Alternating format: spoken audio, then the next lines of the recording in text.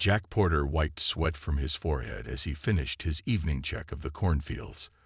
The summer heat lingered even as the sun dipped below the horizon, painting the Iowa sky in shades of orange and purple. He was about to head back to his farmhouse when a bright flash caught his eye. "What in the world?" he muttered, squinting at the streaking light cutting across the darkening sky. At first, he thought it was a meteor, but it moved too slowly and its path seemed controlled. The object grew larger, its outer shell glowing red-hot as it tore through the atmosphere. With a deafening boom that shook the ground beneath his feet, it crashed into his east field, sending dirt and corn stalks flying in all directions. Jack's heart raced as he jumped into his pickup truck and drove toward the impact site. He grabbed his shotgun from the rack, not that he expected to need it, but 20 years of rural living had taught him to be prepared. As he approached, he saw a smoking crater about 30 feet wide. In the center sat what looked like a metal egg, its surface etched with strange symbols that seemed to pulse with an eerie blue light.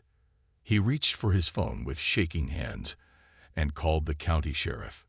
"Ben, you're not gonna believe this, but something just fell from the sky onto my property. Some kind of. I don't know what it is, but it ain't natural." While waiting for help to arrive, Jack noticed the metal egg beginning to shift. Seams appeared along its surface, and with a hiss of escaping air, panels slid open. He backed away slowly, raising his shotgun. From inside the egg emerged a creature unlike anything Jack had ever seen. It stood nearly 10 feet tall on 4 powerful legs.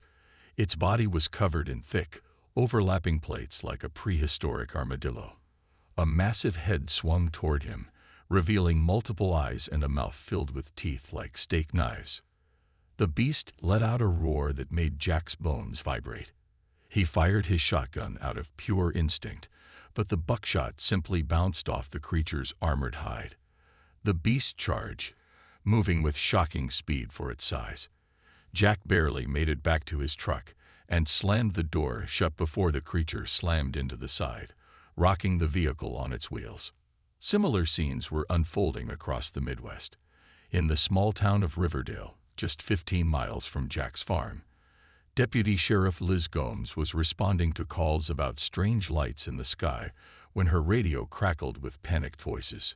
"Something's attacking the Miller place. Some kind of animal, but bigger than anything I've ever seen. This is Farley from the gas station. There's a monster tearing up Main Street. People are trapped in the diner." At Peterson Air Force Base in Colorado, Captain Lisa Wright stared at the radar screen in disbelief. Dozens of unidentified objects were entering Earth's atmosphere, all following controlled descent patterns that ruled out natural phenomena. "Get me General Harmon," she ordered, "and contact NASA and the National Weather Service. I want confirmation on what we're seeing." The technician beside her looked up from his computer. "Captain, we're getting reports from civilian law enforcement across 6 states. They're describing. Well, Mom, they're saying monsters are coming out of the objects." In a classified research facility in New Mexico, Dr. Olivia Sanchez was awakened by an urgent phone call. "Doctor, we need you at the lab immediately. The military is bringing in something you need to see." 6 hours later, Dr. Sanchez stood over the corpse of a juvenile version of the creature that had attacked Jack Porter. Her team worked quickly, taking samples and scans. "This isn't possible," she whispered, examining tissue under a microscope. "This creature wasn't born, it was engineered. And these neural structures, they're designed to receive commands from somewhere." By dawn, the truth was becoming clear to the scattered human defenders. Earth was under attack, and whoever was attacking had chosen to send their monsters first. 3 days after the first landings, the small town of Oak Ridge was in ruins. Buildings lay crumbled, cars were flipped over, and the streets were empty except for the massive creatures that prowled through the debris. From his hiding spot in the basement of the town library, Sergeant Frank Daniels watched through a narrow window as one of the beasts tore a fire hydrant from the ground. "How many rounds do we have left?" he whispered to the 4 National Guard soldiers crouched behind him. 60 rounds of standard ammo, sir. "And two M72 rockets," replied Private Ellis. Frank nodded grimly. They had already learned that regular bullets barely scratched these monsters. The rockets might do some damage, but they only had two. "We need to get to the radio in the police station," Frank said. "Command needs to know these things have some kind of armor that our weapons can't penetrate." The team moved quietly through underground utility tunnels. When they emerged near the police station, they saw three war beasts feeding on something in the street. Frank didn't want to look too closely at what it was. "On my mark," he whispered, raising his hand. "Ellis, target the one on the left with the rocket. Aim for the joint where the neck meets the body. That seems less armored." The rocket shot across the street with a whoosh. It hit the beast exactly where Frank had directed, and the creature's head nearly separated from its body. It collapsed with a ground-shaking thud. The other beasts roared and charged toward the sound. Frank and his team barely made it into the police station before the creatures slammed against the walls, making the whole building shake. "Radio headquarters now," Frank shouted as they barricaded the doors. 800 miles away, in the New Mexico Research Facility, Dr. Olivia Sanchez hadn't slept in 48 hours. Her lab was filled with screens showing data from the juvenile war beast they were examining. "The neural system is unlike anything I've seen," she explained to the room of military officials and scientists. "It has what appears to be a receiver organ in its brain. These creatures are being controlled remotely." A young engineer named Will Carter raised his hand. "If they're receiving signals, we might be able to block them or even interfere with them." Dr. Sanchez nodded. "Exactly what I was thinking. We need to try different frequencies to see if we can disrupt the commands they're receiving." Will pushed his glasses up and pointed to a display showing brain activity. "Look at these patterns. They're almost digital, like a computer program." In orbit above Earth, Commander Krezek of the Xeraxian Empire watched the holographic displays with growing confusion. According to the battle plan, the human population should have been in full retreat by now, fleeing their settlements and making it easy for the war beasts to establish control zones. "Why are they still fighting?" he asked his second-in-command. The psychological profile indicated they would break after the first wave. "They appear more resilient than expected, sir," replied the officer. "And they're learning. Our beasts have suffered casualties." "Impossible," Krezek hissed. "No pre-space flight species has ever managed to kill more than a few war beasts. Increase the aggression factors in the control signals. I want these humans broken within 2 days." Back in Oak Ridge, Frank and his team were trapped. The beasts outside had been joined by 3 more, and they were systematically tearing the police station apart. The roof had already collapsed on one side. "Sir, look at this," Private Ellis said, pointing to her tablet. "It's a live broadcast from some science team in New Mexico." On the screen, Will Carter was demonstrating a makeshift device. "The war beasts respond to signals in this frequency range," he explained. "Even a modified police radio can broadcast disruptive noise that will confuse them temporarily." Frank looked at the radio equipment in the corner of the room. For the first time in days, he felt a spark of hope. "Get that gear working," he ordered. "If these things have a weakness, we're going to use it." The Xeraxian scout ship fell from the sky like a wounded bird, trailing smoke and debris across the Arizona desert. Fighter jets from nearby Davis-Monthan Air Force Base had managed to damage its propulsion system before it could escape Earth's atmosphere. As the ship crashed into the sand, military vehicles surrounded it. Among them was a black SUV carrying Intelligence Officer Kate Bailey. She watched through binoculars as the smoke cleared. "No movement yet," she said to the tactical team leader beside her. "Wait for my signal before approaching." After 30 minutes, a hatch on the ship opened. A slender figure stumbled out, clearly injured. It stood about 7 feet tall with grayish-purple skin and 4 arms. 2 large black eyes dominated its narrow face. "That's not a war beast," Kate said. "That looks like the pilot." The alien saw the human forces and raised its upper set of arms in what appeared to be surrender. The tactical team moved in carefully, weapons raised. 3 days later, in a secure facility beneath the Pentagon, Kate sat across from the alien. Scientists had worked around the clock to develop a translation device, and now she could finally get answers. "What is your name?" she asked. The alien's voice came through the translator as a flat, mechanical tone. "I am called Krex-4. I serve the Xeraxian Empire as a scout pilot. Why are you attacking our world?" Krex-4 tilted his head. "Your world was selected for integration into the Empire. Standard protocol for species at your development stage is conquest via war beast deployment. You mean you do this to other worlds?" 17 worlds have been added to the Empire using this method. The process is efficient and minimizes Xeraxian casualties. Kate leaned forward. "Tell me about the war beasts. How do they work?" In New Mexico, Dr. Sanchez and Will Carter had made a breakthrough. They had modified a satellite dish to broadcast disruption signals at the war beast's control frequency. The effect is only temporary, Will explain to the generals gathered in the lab.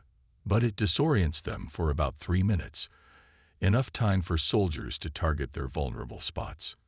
Dr. Sanchez pointed to a diagram of a war beast.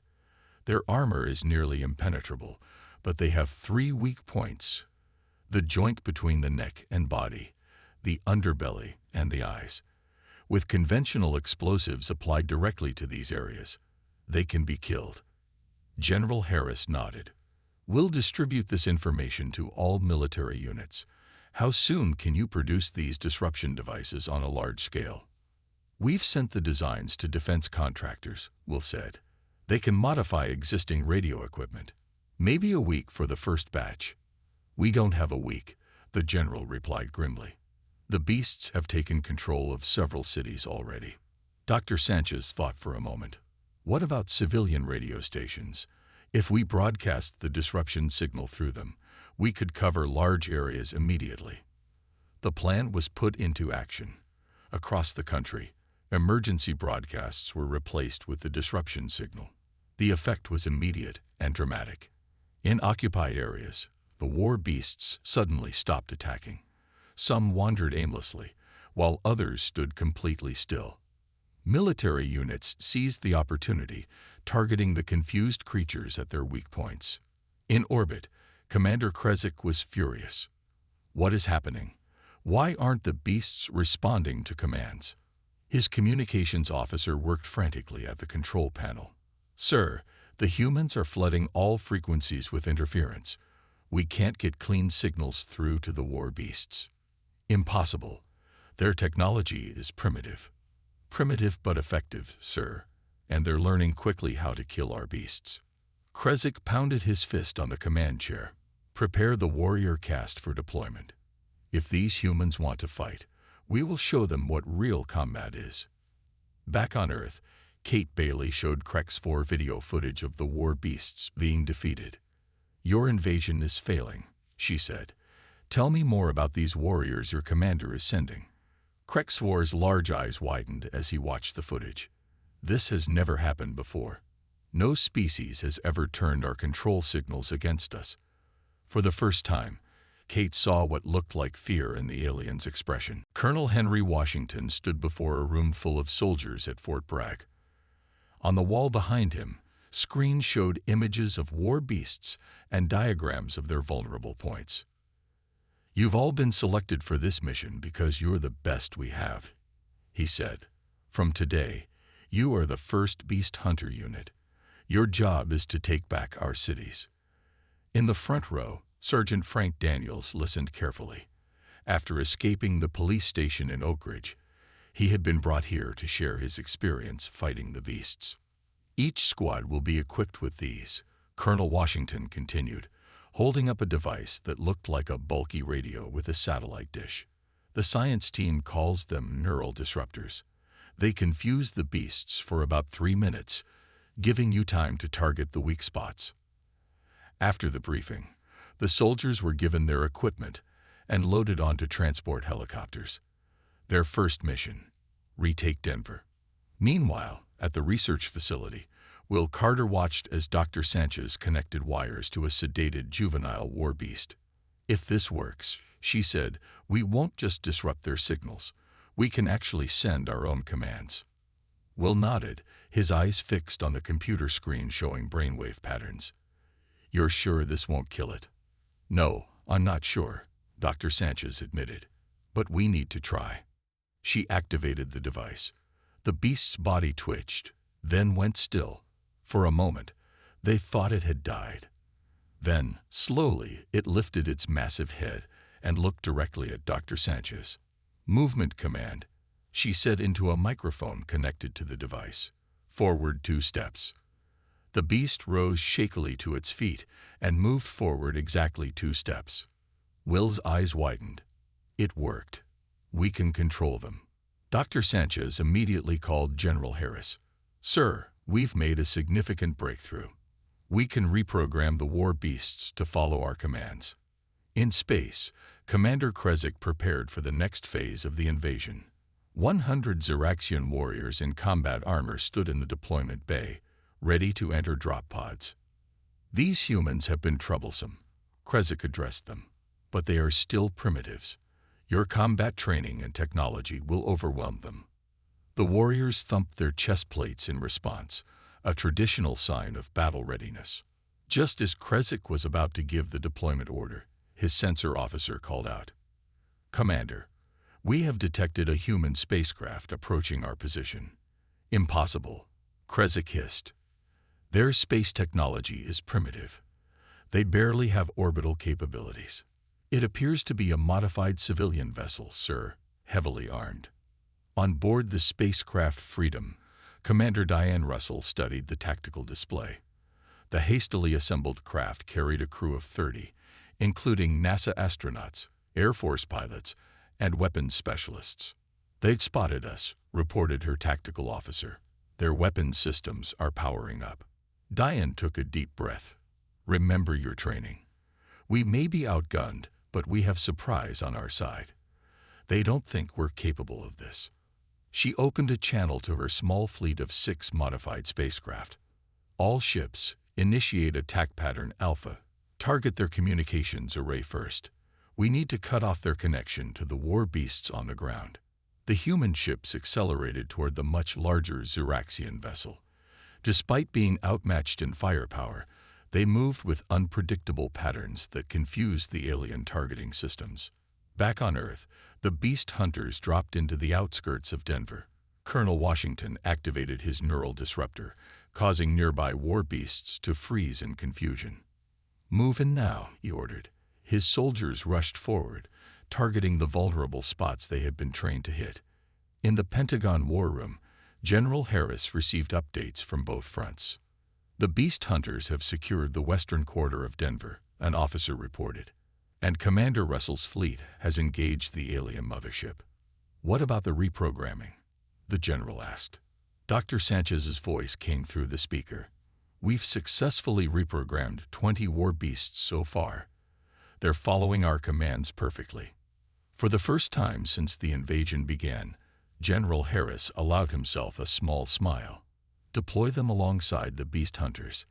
Let's show these aliens they picked the wrong planet to invade. Kate Bailey walked into the room where Krexvor was being held.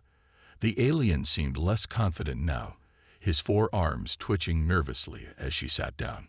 Your invasion is failing, Kate said, showing him footage of the beast hunters taking back Denver. But we can still avoid more bloodshed. Tell me about your commander. Krexvor stared at the screen, his large eyes blinking rapidly. Commander Krezek serves the Emperor directly. He has conquered 3 worlds personally. And what happens when he fails? The alien hesitated. Failure is not permitted in the Empire. Kate leaned forward. Then help us talk to him. Convince him to withdraw before it's too late. In orbit, Commander Diane Russell's fleet was taking heavy damage. 2 of her 6 ships had been destroyed, and the Freedom had lost its main weapons array. But they had succeeded in damaging the Ziraxian ship's communication system. We can't take much more of this, her tactical officer warned. Diane nodded grimly. We've done our job. Their link to the war beasts is compromised. Now for Phase 2. She opened a channel to Earth. Ground control, we're ready for package delivery. At a military base in Nevada, Dr. Sanchez and Will Carter watched as 20 reprogrammed war beasts were loaded into modified space shuttles. "Are you sure they'll remain under our control during the flight?" General Harris asked. "The neural links are stable," Dr. Sanchez assured him. "And we've implanted backup control devices in case the main signals are blocked. We'll check the programming one last time. They're set to target only Zeraxian life forms and equipment. They won't harm humans or our ships." The shuttles launched, carrying their deadly cargo toward the battle in orbit. On the ground, the beast hunters were making significant progress. The neural disruptors worked perfectly, and the soldiers had become skilled at targeting the creature's weak points. In Denver, Colonel Washington's team had secured half the city. Similar successes were reported from Chicago, Atlanta, and Seattle. Sergeant Frank Daniels led his squad through downtown Denver, where 5 war beasts stood frozen by the neural disruptor. "Remember, aim for the neck joint or eyes," he ordered as his team moved in. Suddenly, his radio crackled. "All units, be advised. We're detecting new drop pods entering the atmosphere. These are different from the war beast pods. Prepare for new threats." Frank looked up and saw fiery streaks cutting across the sky. "Everyone, take cover," he shouted. The new pods landed with precision, opening to reveal armored figures. Unlike the bestial creatures they had been fighting, these were clearly intelligent. They stood on 2 legs, carried advanced weapons, and wore armor that seemed to shimmer with energy. The Zeraxian warriors, Frank realized, remembering the briefing from Cape Bailey's interrogation of Krexvor. The aliens moved with military precision, firing energy weapons that cut through concrete and steel. The beast hunters were forced to fall back. In orbit, Commander Krezek received reports of the communications damage. "We've lost direct control of 60% of the war beasts," his officer reported. Krezek slammed his fist down. "It doesn't matter. Our warriors will finish what the beasts started." An alarm sounded throughout the ship. "Commander, human vessels approaching. They're not attack craft. They appear to be transport ships. Destroy them," Krezek ordered. Before his gunners could fire, the human shuttles opened, releasing their cargo into space. The reprogrammed war beasts, equipped with propulsion packs and space armor, hurled themselves toward the Zeraxian ship. Krezek stared in disbelief at the monitor. "They'd weaponized our war beasts against us. Impossible." The beasts tore into the hull of the ship, ripping through metal and attacking any Zeraxians they encountered. Commander Diane Russell watched from the damaged Freedom. "It's working," she said with grim satisfaction. "Now for the final phase." She opened a secure channel to Earth. "Ground control, the enemy ship is compromised. Boarding team is ready for insertion. Request permission to proceed with Operation Trojan." General Harris's voice came through clearly. "Permission granted, Commander. Good luck." Daniel knew they were running out of time. The war beasts were growing weaker, and the world was getting more chaotic every day. Protests filled the streets, and governments argued about what to do next. Some wanted to destroy the creatures completely, while others thought there might still be a chance to save them. Daniel, Rachel, and their team decided to take one last, desperate step. They would try to talk directly to the war beasts. Laura's notes had given them a clue. She had written down how the war beasts communicated, not just with sounds but also with feelings. Using her translation programs, they created a message. It was simple. "We are here to help." They broadcasted it through speakers near the largest war beast, the one that seemed to lead the others. At first, nothing happened. The creature stood still, its massive body towering over everything around it. For a moment, Daniel thought the plan had failed. But then, the war beast moved. Slowly, it turned toward them and took a step forward. Its movements were careful, almost gentle. Behind it came another, smaller war beast. This one was hurt. its metal and flesh body damage. Rachel gasped when she saw it. Without thinking, she stepped closer, holding up her hands to show she meant no harm. To everyone's surprise, the large war beast let her approach. Rachel knelt beside the injured creature. She didn't know much about fixing something so strange, but she did her best. She cleaned the wounds and used tools from their supplies to patch up the broken parts. The war beast watched her silently, its glowing eyes softening. Daniel felt his heart race as he realized this might actually work. Through trial and error, the team started to understand the war beasts better. They learned that the creatures could send messages through low hums and vibrations. With Laura's program, they translated bits of these messages. The war beasts weren't invaders. They were survivors, fleeing from enemies who had once controlled them. Their ship had crashed on Earth by accident, leaving them stranded and confused. Daniel knew they needed to go further. Talking through machines wasn't enough. He came up with an idea, one that scared even him. "I'll connect with them," he said, directly. Rachel shook her head. "It's too dangerous. We don't know what will happen if you link your mind to theirs." "I have to try," Daniel replied. "If we can truly understand them, maybe we can help them leave peacefully." After hours of preparation, Daniel stood face to face with the largest war beast. He wore a device on his head designed to sync with the alien signals. As the machine hummed to life, Daniel closed his eyes. Suddenly, he felt like he was falling.